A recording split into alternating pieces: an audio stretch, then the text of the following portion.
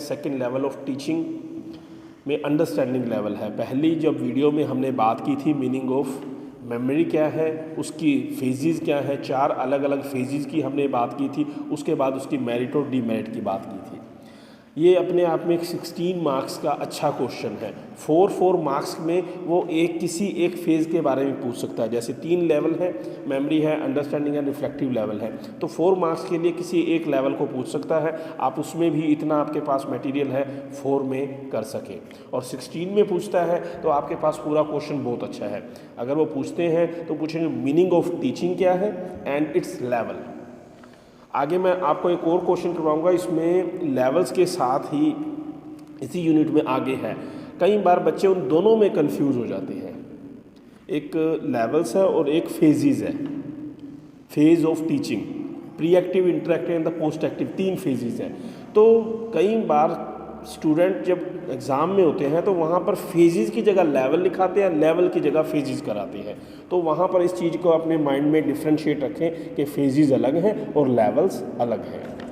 अब हम बात कर रहे हैं सेकंड, बोध स्तर या अंडरस्टैंडिंग लेवल। बोध का सामान्य शब्दों में अगर हम अर्थ की बात करें तो बोध का अर्थ होता है किसी भी जो शब्द हैं उनको खोलकर उनके अर्थों को जानना, या दूसरे शब्दों में कह सकते हैं कि जो तथ्य हैं उनके बीच में पाए जाने वाले संबंधों का ज्ञान प्राप्त करना। अब अगर इसके एग्जाम्पल के तौर पर हम बात करें, आप कोई भी एग्जाम्पल की बात कर सकते हो। आपको जो भी काम करना आता है, अगर आपने उसको समझ के किया हुआ है तो आप दूसरे व्यक्ति को समझा सकते हो। आज हमारे पास सभी के पास मोबाइल है, व्हाट्सएप हम सभी यूज़ करते हैं। अब मुझको अगर उसके सारे जो उसके ट्रिक्स हैं वो पता है तो ऑब्वियसली मैं सामने वाले को बता सकता हूँ। एक तो होता है रट्टा। रट्टे में क्या है, मुझे सिर्फ इतना चलाना आता है कि इसमें जो मेरे पास फ़ोटोज़ आई हुई हैं मैं उसको दूसरे पास भेज सकता हूँ, बस इससे ज़्यादा मुझे कुछ नहीं पता। बट अगर मुझे उसके सारे फंक्शंस पता है, वो क्या करते हैं, कैसे करना है, उनको किस तरह से मुझे यूज़ करना है, तो ऑब्वियसली वो चीज़ मैं दूसरे को भी समझा सकता हूँ। तो मेरे पास जितना ज्ञान है मैं उतना ही दूसरे को दे सकता हूँ।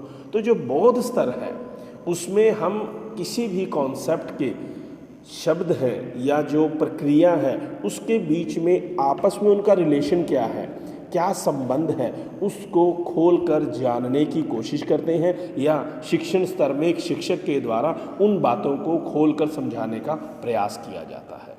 बट आगे हम बात करते हैं इसके, अगर मीनिंग की बात करें अकॉर्डिंग टू जो बुक्स में कही गई हैं, वो कहता है किसी परिस्थिति में तत्वों के बीच में संबंधों को देखना बोध स्तर है, या शब्दों के अर्थ को समझना भी बोध स्तर है। अब उसके बाद अगर हम बात करें मनोवैज्ञानिक स्तर पर, on the behalf of psychology, इन्होंने इसके 3 अलग अलग क्षेत्र बताए हैं। पहला है पूर्ण बोध होना, दूसरा है सत्य बोध होना, और तीसरा है क्रियात्मक बोध। जब हम अंडरस्टैंडिंग को समझने की कोशिश करेंगे तो इन्होंने उसको 3 अलग अलग एरियाज़ में डिवाइड किया है। पहला है पूर्ण बोध होना। पूर्ण बोध से मतलब क्या है, किसी बात के, तथ्यों के, सूचनाओं के को पूर्ण रूप से ग्रहण करना। दूसरा है सत्य बोध होना। सत्य बोध में किसी प्रत्यय के अर्थ को प्रकट करना, मतलब इसका वास्तविक अर्थ क्या है। जैसे कई बार कोई सूचनाएं दी जाती हैं, ठीक है, वो अपने आप में साफ है, स्पष्ट है, बट उन सूचनाओं का वास्तविक अर्थ क्या है और हम उनको किस अर्थ में समझ रहे हैं, इस बात का ज्ञान होना पूर्ण बोध है, सत्य बोध है। और तीसरा है क्रियात्मक बोध। क्रियात्मक बोध है तथ्य सिद्धांतों के प्रत्ययों का प्रयोग करना। जो कोई सूचना हमें प्राप्त हुई है, जब हम उसको क्रियात्मक रूप में लागू करते हैं, मतलब कहने का है किसी चीज़ को समझ लेना, सीख लेना और उसको अपने जीवन में प्रयोग में लाना, तीसरा क्रियात्मक बोध है। अब मान लो मेरे को, अभी मैंने जैसे एग्जांपल लिया, मोबाइल की बात की है, ठीक है, हमें उसको चलाना हमारे पास है, बट हमें उसके 2-4 फंक्शन पता है, वो अधूरा बोध है। हमारे पास जो चीज़ है हम उसको बेस्ट वे से कंप्लीटली फुल्ली यूटिलाइज करते हैं, वो अपने आप में क्रियात्मक बोध का एक उदाहरण के तौर पर है। मतलब ज्ञान होना और उस ज्ञान का प्रयोग भी करना, इसके क्रियात्मक बोध को दर्शाता है। ये तो बात थी मीनिंग ऑफ अंडरस्टैंडिंग की। अब बात आती है शिक्षण स्तर में इसका क्या अर्थ है, ये हम सभी लिखेंगे। बोध स्तर शिक्षण में शिक्षक विद्यार्थियों को, बोध स्तर के शिक्षण में शिक्षक विद्यार्थियों को सामान्यीकरण, सामान्यीकरण के ब्रैकेट में जनरलाइजेशन वर्ड लिख सकते हैं, तथा सिद्धांतों एवं तथ्यों के संबंध में बोध कराने पर बल देता है। रिपीट कर रहा हूं मैं इसको। इस शिक्षण में शिक्षक विद्यार्थियों को सामान्यीकरण, सिद्धांतों एवं तथ्यों के संबंध में बोध कराने पर बल देता है। इसके द्वारा विद्यार्थी नियमों को पहचानने, इसके द्वारा विद्यार्थी नियमों को पहचानने, समझने व उनके प्रयोग की क्षमता विकसित हो जाती है। इसके द्वारा विद्यार्थी को नियमों को पहचानने, समझने व उसके प्रयोग की क्षमता विकसित हो जाती है।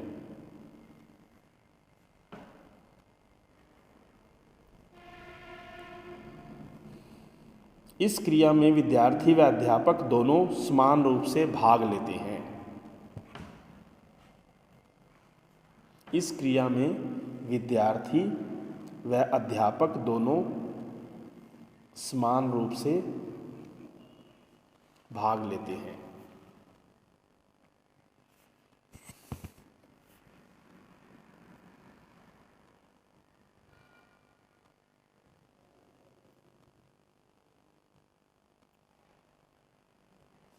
लिख लिया सभी ने।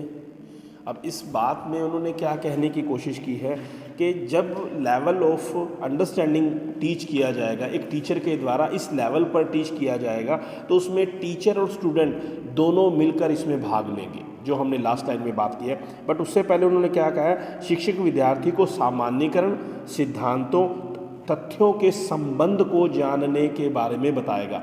अब तथ्य, सूचनाएं कुछ भी हो सकती हैं। सामान्यीकरण का अर्थ क्या होता है कि जब हम किसी चीज़ को सीख कर, समझ कर अपने व्यवहार में लागू करने की कोशिश करते हैं। बच्चा स्कूल में बहुत कुछ सीखता है, जो क्लास में सिखाया जाता है उसका प्रयोग अपनी लाइफ में करना। जैसे मान लीजिए रोड सेफ्टी चिन्ह है, या इस तरह की कई ऐसी चीज़ें होती हैं। अपना ध्यान रखना, साफ सफाई रखना, अच्छी बातों को मानना, अच्छा आचरण करना, जो चीज़ें बच्चा स्कूल से सीखता है जैसी सिखाई जाएंगी, उनको सिर्फ सुनकर समझना ही नहीं, उनको सुनकर समझकर व्यवहार में लागू करना, वो अंडरस्टैंडिंग लेवल है। तो इसमें वो यही बात कह रहे हैं कि बच्चों को जो चीज़ें सिखाई समझाई जाती हैं उसको बच्चे को समझने के बाद उसको अपने व्यवहार में लागू करने की बात कही गई है। इसके द्वारा विद्यार्थी नियमों को, अब नेक्स्ट लाइन में उन्होंने कहा, इसके द्वारा विद्यार्थी नियमों को समझने, पहचानने और उनकी प्रयोग की क्षमता को विकसित करता है। कहने का वही मतलब है कि सिर्फ आपने समझने तक नहीं है, समझने के बाद उस चीज़ को आपने प्रयोग में भी लाना है, तभी वो चीज़ अपने अंडरस्टैंडिंग लेवल को कंप्लीट करती है। तो मॉरिसन ने इसी जो अंडरस्टैंडिंग लेवल है, इसी को 4 अलग अलग तरह से स्टेप्स में डिवीज़न करते हुए क्लियर किया कि एक शिक्षक अपनी कक्षा में अंडरस्टैंडिंग लेवल को किस तरह से गेन कर सकता है। तो उसमें जो 4 प्रतिमान बताए हैं, सबसे पहले है फोकस, उद्देश्य, इसको लिख लेंगे। देयर आर मेन 4 मॉडल्स या प्रतिमान।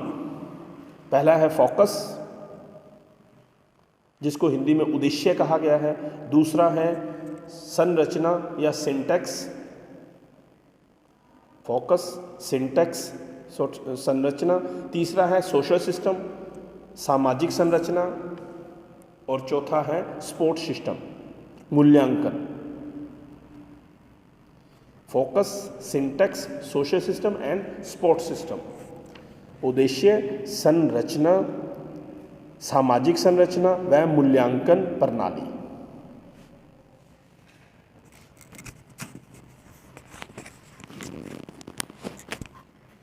लिख लिया है सभी ने।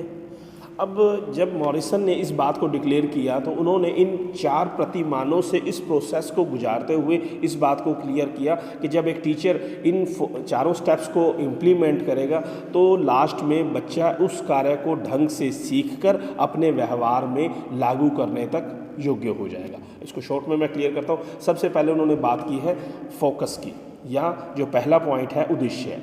उद्देश्य में उन्होंने कहने की कोशिश की है कि जब बच्चे को सिखाया जाएगा तो उसको सिखाने के मास्टरी लेवल तक लेकर जाना टीचर का काम होता है।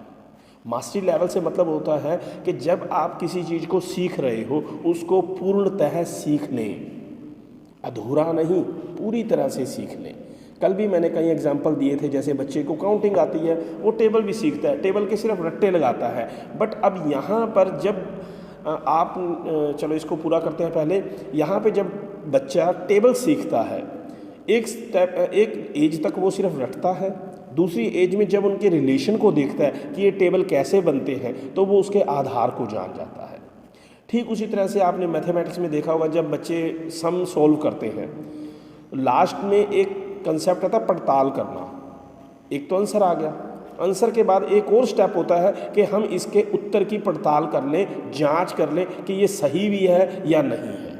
एक तो आप आंसर को बैक साइड में जो आंसर की दी होती है वहाँ से मैच करते हो, और दूसरा इस वे से पड़ताल करते हो कि जो उसकी कोटेशन दी होती है, जो उन्होंने इक्वेशन दी हुई है, उसमें से आप आंसर को वेरीफाई करते हो। जब बच्चा वो चीज़ करनी सीख जाता है तो वो उसको बहुत अच्छे से करना सीख जाता है। लाइफ में जो हम एजुकेशन गेन करते हैं वो डिपेंड करता है कि हम उसको अपनी लाइफ में कब इस्तेमाल करते हैं। एक बच्चा है, उसने ये सीख लिया कि 1 किलो में 1000 ग्राम होते हैं, पर वो जब वो उसको यूटिलाइज़ कब करता है, या 10 रुपये की 1 किलो चीज़ है तो मैंने आधा किलो लेनी है, कब आएगी? जब तक आप उस चीज़ को रियल एक्सपीरियंस में नहीं देखते ना, तब तक आपका एक्सपीरियंस भी जीरो होता है, चाहे आप मैथ के चाहे एमएससी कर रखी हो।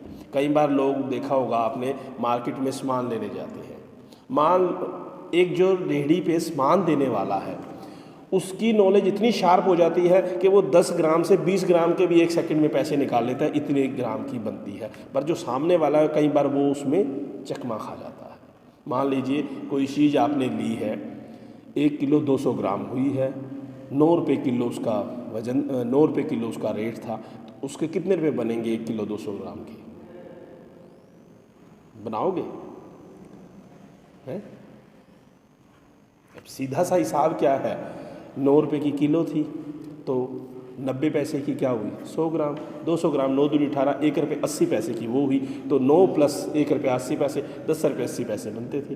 पर वो हमने लगाने में, चाहे हम पढ़े हुए थे, ये चीज़ वो काम जल्दी कर लेगा जो डेली एक्सपीरियंस में करता है। हमने ये चीज़ पढ़ भी ली पर भी हम नहीं कर पाए।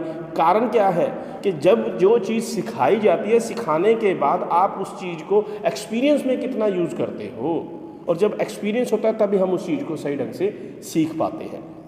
इसी तरह से इंग्लिश में जब टीचर के द्वारा ग्रामर करवाई जाती है, अब वहाँ पे हम कुछ चीज़ें रट्टे से सीख लेते हैं, पर कुछ चीज़ें जब हमें समझाई जाती हैं, उनके जब नियम हैं, नियमों को जब हम अच्छे से पढ़ेंगे, सीखेंगे, समझेंगे, तब उस चीज़ को कर पाएंगे। तो वो लाइफ में डिपेंड करता है कि जो टीचर्स के द्वारा पढ़ाया गया है, वो जिस लेवल से उन्होंने पढ़ाया है, हमने उसको कितना सीखा है। तो यहाँ पर उन्होंने जब सबसे पहले फोकस की बात की, फोकस से मतलब है मेक अ मास्टरी लेवल, या सामने वाले में उस काम को करने की अपेक्षित जो क्षमता है, जिस लेवल का वो कर सकता है, उतना करने लायक हो जाए, वो बच्चा वो चीज़ कर पाए। अपेक्षित व्यवहार परिवर्तन। अब जब भी सिखाया जाता है तो हम ये बात मान के चलते हैं, देखो अब आप जैसे लास्ट के 2 टीचिंग वाले पेपर हैं उनको पढ़ोगे तो उसमें वो यही बात करेगा कि सामने वाले के व्यवहार में परिवर्तन होना चाहिए। बिहेवियरल, जब आप बिहेवियरल टर्म की बात करोगे, व्यवहार परिवर्तन की बात करोगे, तो उसमें ये चीज़ आती है कि सामने वाला क्या कुछ जो उसने सीखा है उससे उसके व्यवहार में कितना परिवर्तन आया, उसने उस चीज़ को कितना अपने व्यवहार में उतारा। This is called behavioural term. जब भी आप ऑब्जेक्टिव की बात करते हो तो 3 ऑब्जेक्टिव हैं, कॉग्निटिव है, अफेक्टिव है और साइकोमोटर डोमेन्स है। ज्ञानात्मक है, भावात्मक है और क्रियात्मक। ये तीनों साथ साथ चलते हैं कि जब भी कुछ सिखाया जाए उसको ज्ञान हो, वो सही भाव से उस चीज़ को ग्रहण करे। तीसरा, उसमें उस चीज़ का क्रियात्मक पक्ष भी जागृत हो, वो उसको क्रिया में भी लागू करे। वही चीज़ इसमें बात करते हैं कि जब बच्चे को पहले अंडरस्टैंडिंग लेवल पर जो टीच किया जाएगा, बच्चा उस चीज़ को समझे, सीखे और उसके अपेक्षित व्यवहार परिवर्तन को ग्रहण करने की कोशिश करे। दूसरा है सिंटैक्स। सिंटैक्स में क्या पॉइंट आता है संरचना में, कि इसमें वैसे 5 स्टेप हैं, अगर हम उसको अच्छे से करने की कोशिश करें तो 1 घंटे का लेक्चर और बन जाता है इसमें, क्योंकि शॉर्ट है, शॉर्ट में इसको क्लियर करेंगे। सिंटैक्स में वो क्या बात करता है, सबसे पहले जो टीचर का काम है, जब बच्चे को पढ़ाना शुरू करता है तो अन्वेषण का काम करते हैं। मिंटू से उनसे कुछ क्वेश्चन पूछे जाते हैं जिनसे इस बात का ज्ञान हो जाए कि बच्चे को क्या आता है। दूसरे नंबर पर फिर टीचर प्रेजेंटेशन देता है, जो चीज़ करवानी है वो प्रस्तुत करता है, वो स्टेप दर स्टेप, क्रम दर क्रम बच्चों के सामने प्रस्तुत करता है। तीसरे नंबर पर है एसिमिलेशन, उसको एसिमिलेट करना। एसिमिलेशन से मतलब क्या है कि जो बच्चे ने चीज़ सीख ली है, उसको आत्मसात कर लिया है, अब उसको उस चीज़ को व्यवहार में लाने के लिए अवसर दिए जाएं।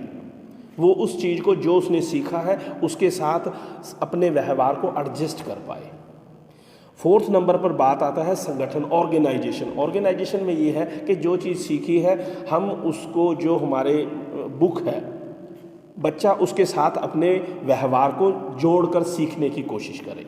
अब जैसे मान लीजिए टीचर बच्चे को करवा देते हैं, करवाने के बाद कहते हैं अच्छा ये मेरे को 2 सवाल करके दिखाओ। आप चाहे साथ वाले की सहायता लेके करते हैं, बुक की सहायता लेके करते हैं, खुद से करने की कोशिश करते हैं, वो काम पूरा करते हो। लास्ट में इवैल्यूएशन की बात आती है। इवैल्यूएशन कैसे होता है, जब आप टेस्ट देते हो, और टेस्ट में क्या होता है कि सभी ने बिना किसी से पूछे हुए खुद करना है। जब वो आप पूरा कर लेते हो तो मतलब कहने का है कि आपने उसको सही ढंग से सीख लिया है, पूरी तरह से सीख लिया है। टेस्ट की बात कब आती है क्लास में, जब आपने उस चीज़ को कर लिया है, सीख लिया है, आपको आ गया है, अब आप तैयारी की अवस्था में हो कि टेस्ट दे सकते हो। तो जो सेकंड सिस्टम है, सेकंड स्टेप है, वो इन चारों स्टेप्स को लेके चलता है।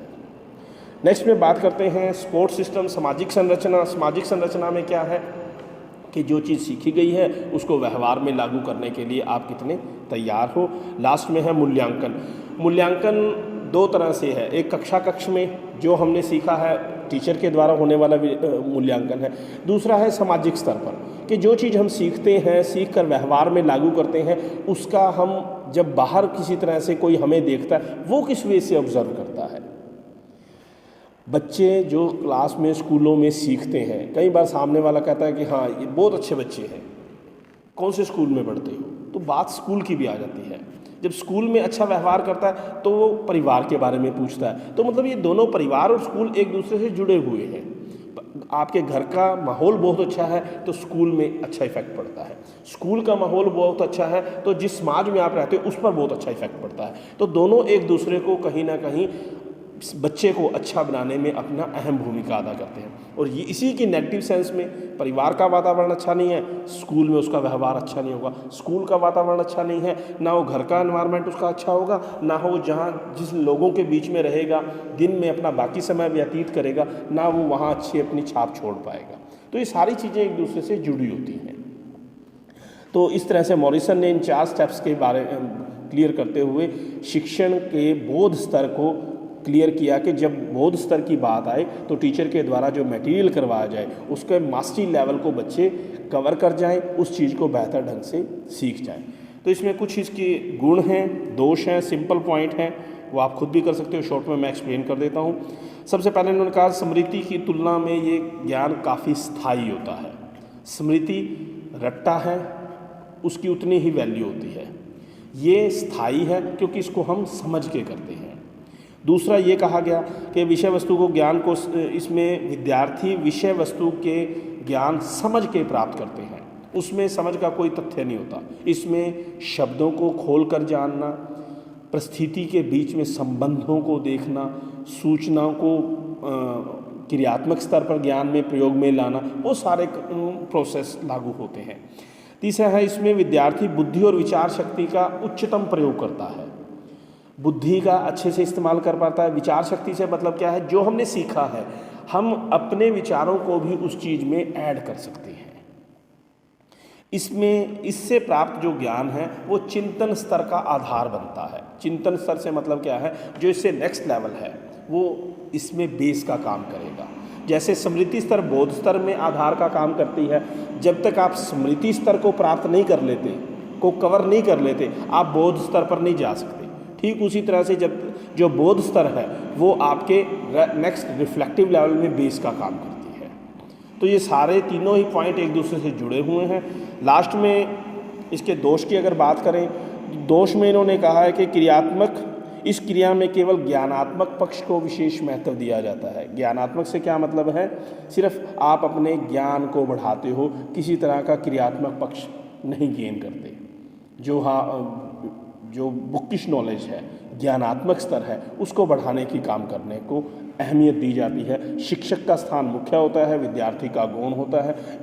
दोनों मिलकर एक दूसरे में डिस्कशन के साथ शिक्षक के मार्गदर्शन में बच्चा आगे बढ़ने की कोशिश करता है। तो ये जो सेकंड लेवल ऑफ लर्निंग था, उसमें लेवल ऑफ टीचिंग था, उसमें हमने उसका मीनिंग, उसके स्टेप्स क्या हैं, उसके गुण और दोष के बारे में बात की है। नेक्स्ट है इसका रिफ्लेक्टिव लेवल। जब हम इन दोनों को कवर कर लेते हैं तब हम नेक्स्ट रिफ्लेक्टिव लेवल की तरफ मूव करते हैं।